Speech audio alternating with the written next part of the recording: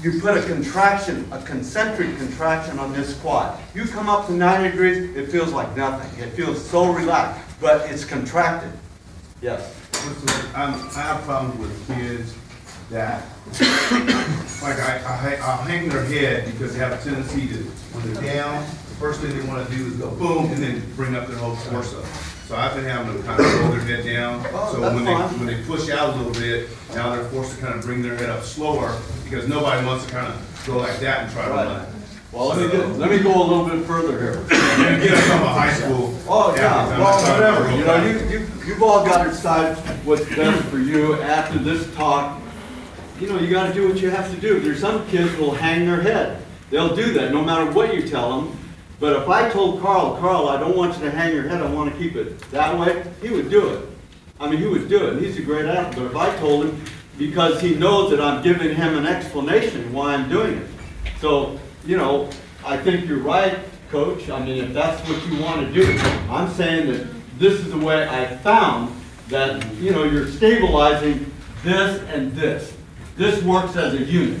If you drop your head, then as this comes up, your head may go too far under and be focused back there. Now you've got some problems of getting that head back up. All right? So I'm not going this way and I'm not going that way. I always try to go to the middle. I don't rob Peter to pay Paul, let me put it that way. I try to get it to the middle where it's balanced, a balanced situation. You understand what I'm saying? I don't have very good vocabulary, but anyway. All right. Set. Good. She can focus down there with her eyes to the top of her eyes, but the head has got to go down. All right? She's in pretty good position. All right. Now, see this shank, the angle of this shank here? I want her to come up at the angle of that shank. Just bring her head, shoulders, and her arms up at the angle of that shank. See if you can do it. Yeah, it's going to be hard without the blocks here. Go ahead. Just come up and go out. Yeah. Okay. Now, it's kind of curious. Hold this. I can see if I can do it. I think maybe I can work on it. All right. I just bring everything up, opposite arm, opposite leg, and I'm running out of the blocks.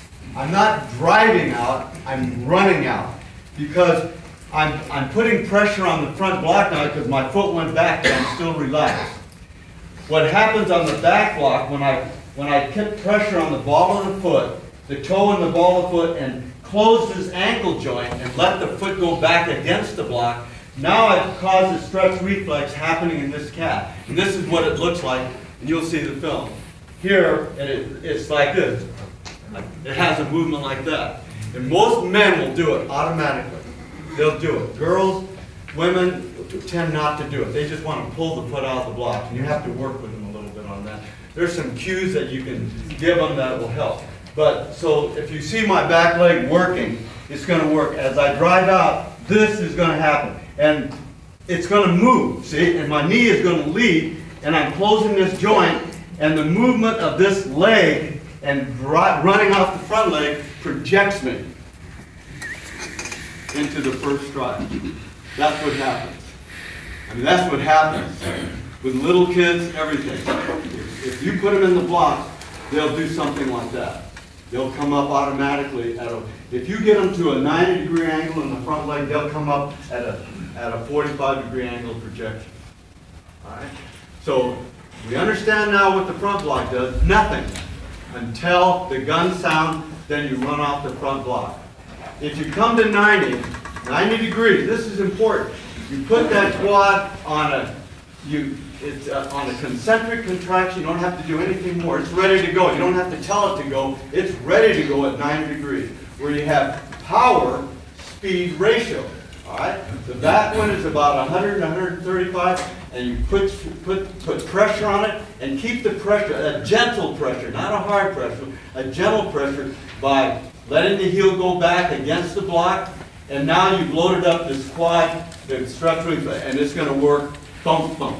And you're going to have the 135 to 135 degrees allows you to open up that leg so it has more transfer momentum working, you know. You understand that? Transfer momentum? It's just like if I triple jump and I move my arms like that. See, I have more